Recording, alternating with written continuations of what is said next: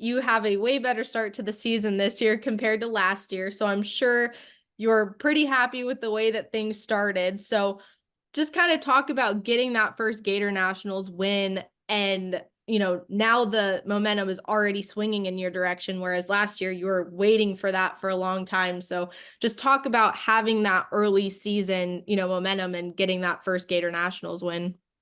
Winning the Gators was definitely cool. It's something that I've been trying to do for, this is what, 20 years now. So it was very nice to get that gator off of our back instead of the monkey. But yeah, last year we opened the season with the Gator Nationals. My car wouldn't start first round. We qualified number 2, so it's not like we sucked throughout qualifying. And when it didn't fire, that started the downward spiral of the start of the 2023 season. Which we ended up making a great comeback from. But if you would have asked me midsummer when we were 15th in points, what I thought about our championship hopes, it would have been pretty grim at that point. But we rallied and we were able to come back. But it shows you that it's not how you start, it's how you finish, right? Pretty cliche. But the year prior to that at the Gators, I set the new world record and lost first round on a hole shot to my teammate, Bo Butner. The year before that, I lost first round. So we have had a string of bad luck at Gainesville, and I was finally just thrilled to get that win. So, we've the second part of your question, we started off seasons great. 2022, we won the Winter Nationals. We went on to win, I think, 10 races that year and 13 final rounds. Great year. And then last year we started off terribly and ended up well. So decent year. And it doesn't really matter how it goes, right? I don't believe in the thing, oh, you don't want to start off too hot because then you'll fall off and you won't be worth a crap in the countdown. I don't believe in any of that stuff. So it's just important how you finish. And I don't know if you'd call this adversity, but I guess just something new in the equation. I was reading, you do have a new car. Obviously, Jeg came in last season and kind of shook it down, if I remember correctly. Yep. But talk about having a new car, even though Jeg did come in and run it a couple times, what complications can that present, when you're starting a new season? Well, first of all, I am not a huge advocate of change. I mean, I know you have to change to move forward, but I hate it. I like things the way that I like them. So it's kind of like a favorite pair of shoes or a favorite pair of jeans.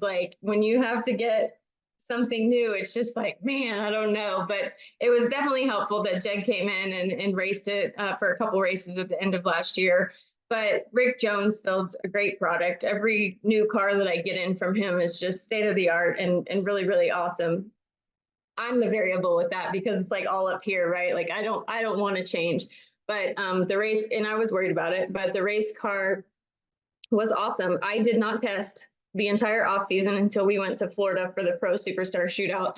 And we obviously did well there. We won the event and then went to Gainesville and won the event. So I'd say my new car is pretty awesome, but each car has its own personality. It's like a person. You have to learn its tendencies and its personality, and you have to run each car different. So having said all that, I'm thankful that that's my crew chief's department and not mine, and I just have to drive it. But it definitely feels different.